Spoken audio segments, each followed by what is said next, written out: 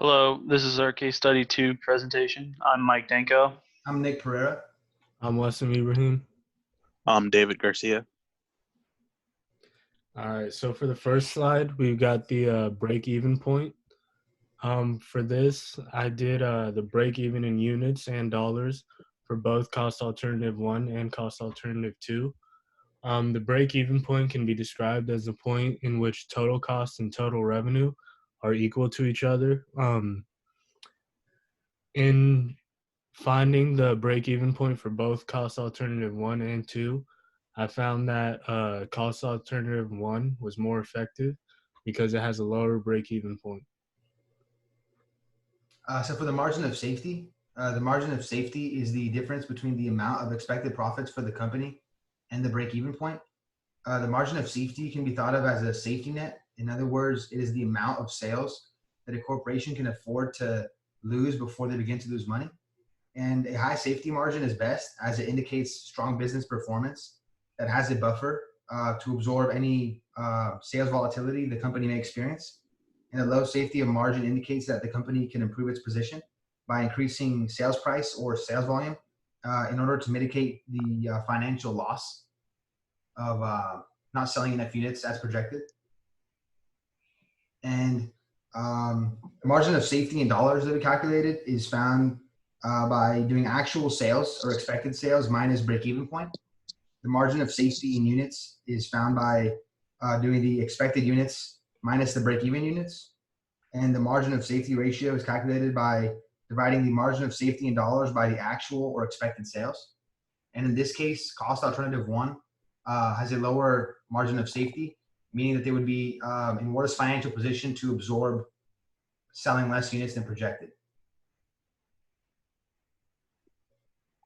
So profit planning is a set of actions taken to achieve a targeted profit level. And in this case, the desired profit was 2,500. So in order to find how many deliveries are required to reach that profit, we find the fixed cost and you add the desired profit, and then you divide it by contribution margin per unit. And for cost alternative 1, it's we found that we were required 34,043 deliveries to reach the desired profit. And for cost alternative 2, we would need 42,500 deliveries to reach the desired profit.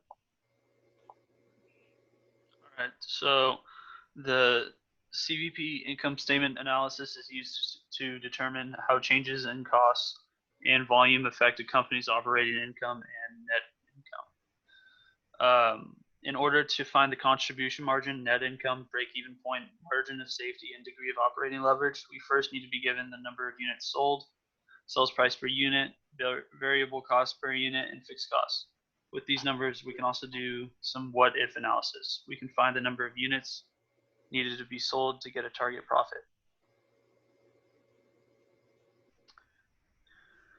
The degree of operating leverage is a measure of the extent to which a company's net income reacts to a change in sales. In alternative 1, a change of income is more sensitive to a change in sales than a change of income in alternative 2. If the company increases its sales by the same amount in both scenarios, alternative 1's change of income would be greater. And in conclusion, alternative 2 is the riskier proposition. At the sales volume that Gloria intends to sell, alternative 2 is better at mitigating variable costs. However, it has a enormous financial burden in terms of fixed costs, which would lead to potentially, if Gloria were to sell less units than she projects, she would still have to be forced to pay the fixed costs, which are 4 times as great in alternative 2 than in alternative 1. And she would be stuck paying this cost regardless if she were to sell products or not, meaning that she would put herself in more financial risk if she were to not sell the number of units that she projects in the beginning, which is 60,000 units for alternative 1 and 120,000 units for alternative 2. Thank you.